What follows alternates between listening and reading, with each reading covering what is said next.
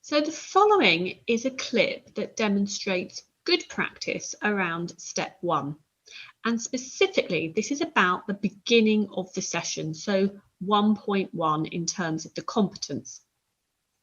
And these competencies cover a warm welcome, setting a clear and structured agenda for the session, communicating this to the family member, and then ensuring that it's followed throughout the session.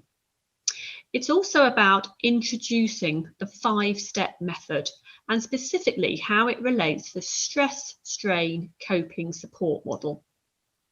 Additionally, you need to cover confidentiality and then the purpose of step 1 and completing the family member questionnaire if it hasn't already been completed in a pre-assessment.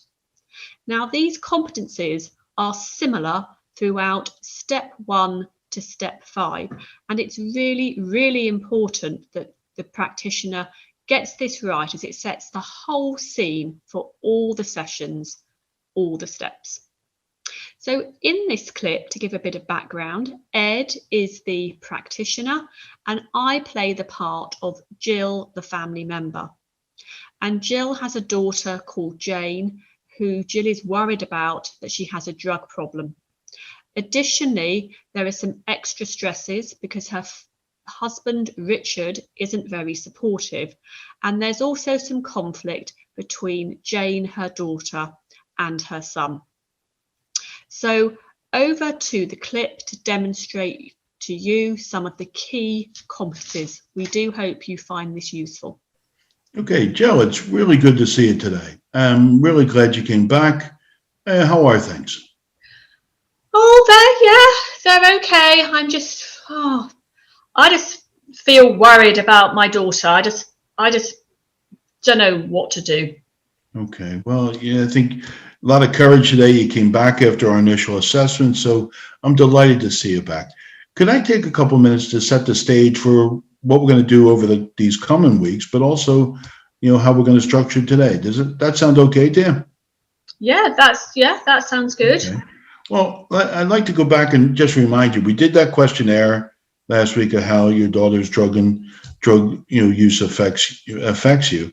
And what we're going to look at over these coming weeks is based on work that folks did over in England, folks that had a lot of experience how addiction affects the family.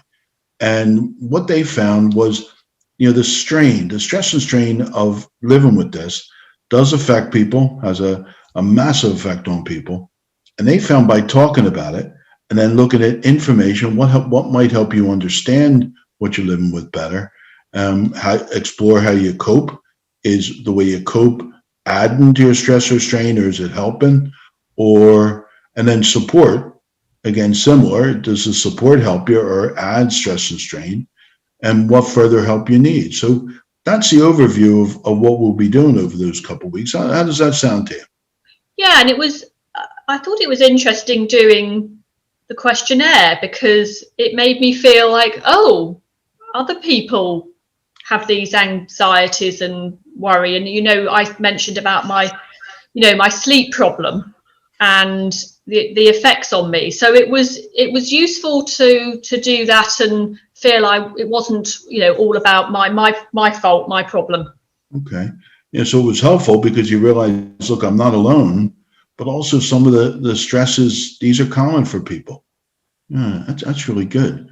Well, what we're going to do today is really start the work, really giving you a chance to talk over, well, how does this affect me? Now, we'll bring other people in the family into this, how it affects them. And we can take as long as you need for this because this can be emotional. We're talking about the stress, the strain, how you're coping with Jane's drug use or how it affects you. And so could I say this? If at any time this does get a little too much for you, you want to take a little break, just let me know. Is that okay? Yeah, because sometimes I sort of come across that I'm okay, but I feel a bit of a wreck really underneath. Okay, this is having a strain. And could I remind you our policy around confidentiality? It's really important to keep you safe during all this. What we say is confidential unless I hear somebody's about to be hurt, and then I'll let you know if that does happen. Does that sound okay? Yeah. Yes. Okay. Good. Well, would that be okay to get a start then? I'm really pleased we're starting this work. It'll keep going over the coming weeks, but today's about hearing your story. Now, you do have the family handbook, so you can refer back to that if you want. And so could we get a start and really step back and take a look at how does living with Jane's drug use affect you? Yeah, sure. That would be, it's a bit of a long story, but I think that will be, really helpful. Okay, well, you take as long as you need. Where would you like to start? So let's now review the competencies that Ed demonstrated. He certainly gave a very warm welcome.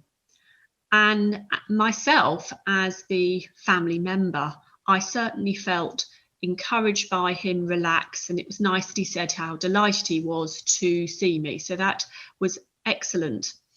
He set a clear and structured agenda for the session. It was very nice the way he just calmly said he'd take a few minutes to explain the structure. And I just thought it was well communicated to me. And it also added that he was very calm, and this made me feel calm. And even though it was a demonstration session, it's important to relax the person. He mentioned that the family member questionnaire had already been completed and how those results were going to be used. And then he clearly introduced the 5-step method by relating it to the research, and he related it to the stress-strain coping support model. And people do this in many different ways. Some people actually show the diagram, and other people take longer to explain that. It all depends what you feel is useful at the time and for that particular family member. Ed also explained confidentiality. And it's important to note that if you're using these sessions for accreditation purposes, you'll need to explain how the recorded session is going to be used by an assessor, and to also explain about the family member questionnaire being anonymised and coded. So that should all be covered in your organisation's procedures. Ed then nicely introduced the purpose of step 1. The other important thing that Ed did, which was great, was that he normalised my emotions. Having known the results of the family member questionnaire and with me talking a little bit about the situation, he certainly made me feel that other family members experienced this. So all of this added to a really good beginning session and making me feel calm. So I hope this gives you some hints and tips about doing this session.